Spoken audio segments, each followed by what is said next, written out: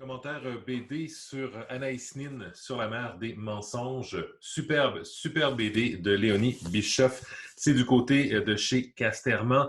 Belle découverte, en fait, cette bande dessinée, surtout la façon par laquelle Léonie Bischoff rend cet univers, celui d'Anaïs Nin, et donne corps à cette autrice marquante, à cette autrice majeure.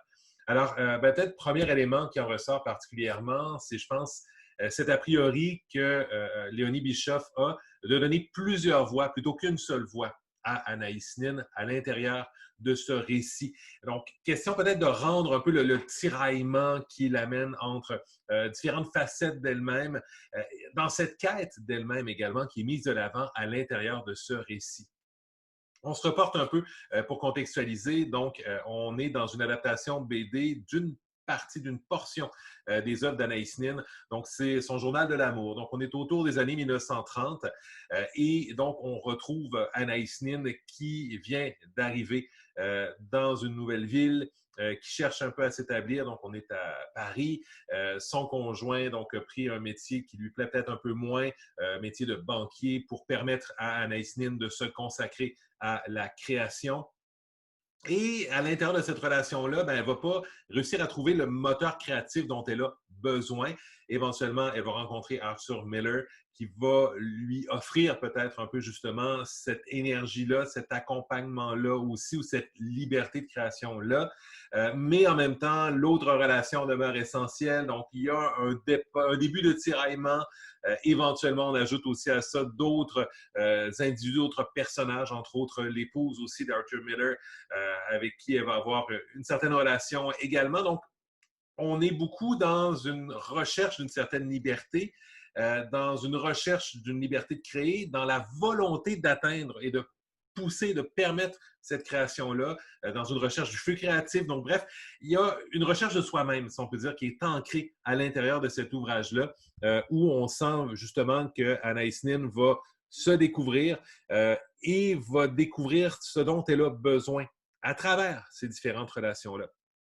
Chaque relation lui amenant quelque chose dont elle a besoin, chaque relation l'amenant soit plus loin ou soit lui apportant un soutien, un support.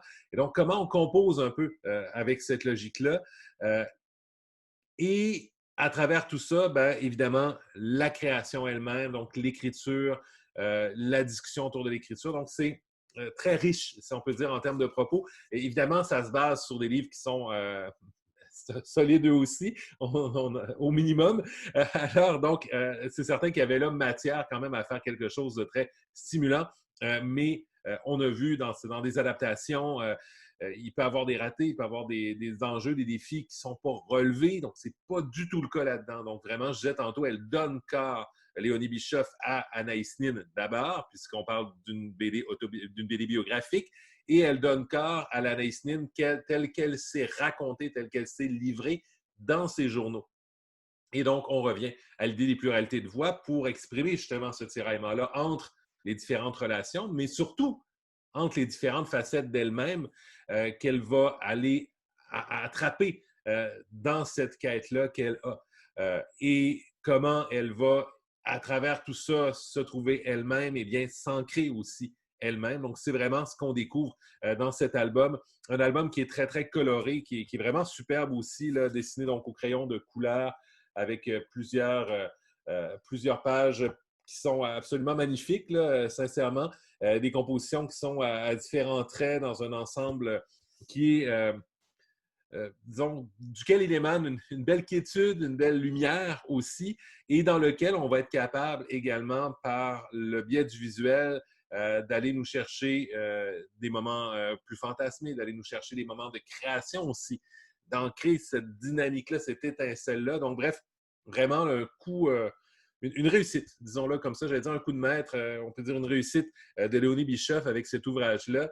Sincèrement, dans les BD autobiographiques, dans les BD biographiques, pardon, dans les adaptations, c'est vraiment quelque chose de réussi et de façon générale, un ouvrage, un personnage, un univers, une réflexion qui est porteuse. Donc vraiment, là, de mon côté, recommandation pour Anaïs Nin sur la mer des mensonges de Léonie Bischoff. Je le rappelle, c'est chez Casterman.